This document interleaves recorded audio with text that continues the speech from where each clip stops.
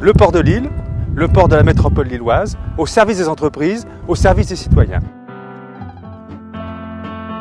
Eh bien, je dirais nous sommes tournés vers l'Europe naturellement, de par notre position géographique. Nous sommes situés à 90 km de Dunkerque, à 120 km d'Anvers, à moins de 200 km de Rotterdam, et donc de là ouvert sur le monde entier, de par l'importance de ces ports maritimes, sachant qu'aujourd'hui les ports intérieurs et les ports maritimes collaborent de plus en plus fréquemment et de plus en plus étroitement.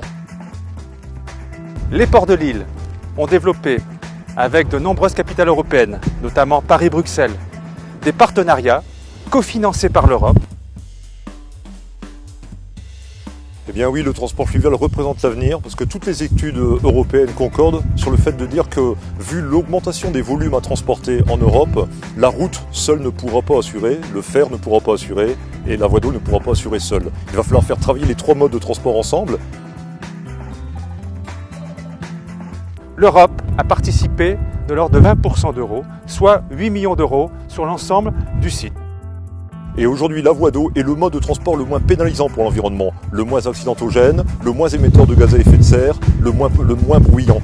Donc il faudra demain que nous fassions travailler ces trois modes de transport ensemble, et le mode de transport fluvial est peut-être celui qui a les marges de progression les plus importantes. Donc bon, nous sommes incontestablement sur un transport d'avenir qui est appelé à se développer de façon formidable dans les années qui viennent en Europe.